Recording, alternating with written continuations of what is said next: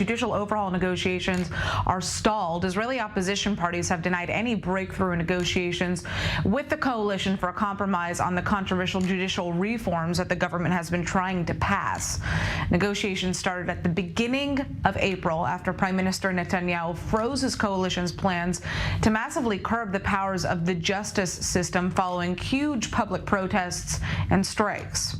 Well, critics claim the reforms are going to give too much power to the government, which will delegitimize the country as a democratic state. And on Wednesday, several Israeli media outlets did report that although an agreement on the key issue of how the country's judicial selection committee will be made up has actually not yet been reached, other matters are close to agreement, although we know that talks have been canceled today at the president's residence. Well, joining us now is our senior correspondent, Owen Alterman, to kind of further break this down. So I think, what our viewers want to know the most is what the main points of contention are at this point in the negotiations and how likely we are to see a compromise. Right. Well, the most immediate point of contention, Natasha, as has been the case through most of the debate over the judicial overhaul, is the question of who picks judges and how.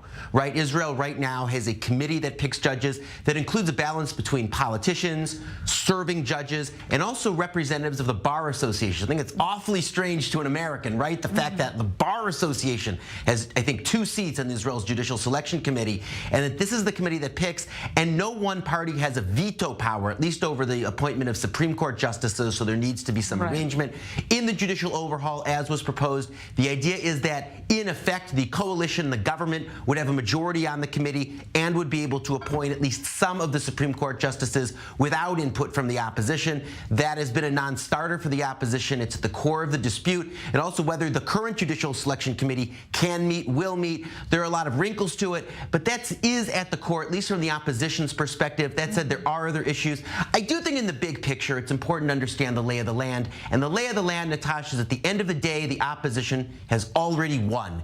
It won on March 26th with that spontaneous protest on the lanes of the Ayalon Highway. It won on March 27th with the general strike that crippled the country, and then Benjamin Netanyahu having to walk this issue back in his speech. It won with the threats from credit rating agencies abroad. It has won. Netanyahu is on the defensive on this, clearly wants to move on to other issues. Right. There's not much of an incentive for the opposition to give on this, because the default is, the alternative to a negotiated agreement is this isn't going anywhere anyway, notwithstanding whatever threats there might be from 1 or 2 people within the government and coalition.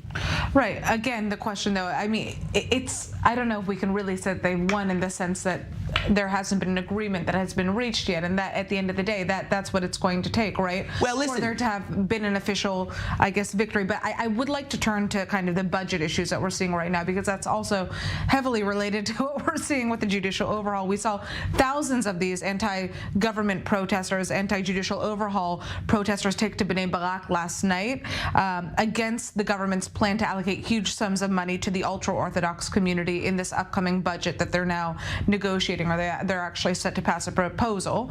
Many say that the billions in funds that were provided to the ultra-Orthodox community are basically a bribe for support on judicial overhaul. What do we know about that? Well, listen, first of all, just go back for a second to the overhaul. You're right, Natasha, that in principle there is a kind of sort of Damocles, right, hanging over the opposition's head, in the sense that this legislation could always be pulled out and voted on by the Knesset, but in practice, the opposition has established its deterrence, right? Again, by seeing what's happened in the country, what could happen to the country's economy. It has a kind of a nuclear weapon at its disposal, and I think that will give the government pause. As for the budget, the state budget needs to be passed by May 29th, less than 2 weeks from now.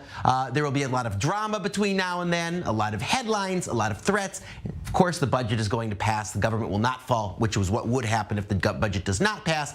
And of course, there will be some bad headlines for the government along the way, including this issue of money to the ultra-Orthodox sector. Yes, there was the protest into Bnei Barak yesterday. By the way, Natasha, I'll say again, as we head towards the flag march tonight, I'm not a big fan of this form of protest, of marching into the other side's turf as a way of trying to intimidate them. Whichever side uses it, I think it's something that should be taken off the table, and I'm not a big fan. It was done last night by the political left. It's going to be done tonight by Israel's political far right. I think it's something that the society should be taking off the table. But yes, some bad headlines along the way for the coalition. These are widely unpopular provisions, but I think Netanyahu is betting that the headlines will move on.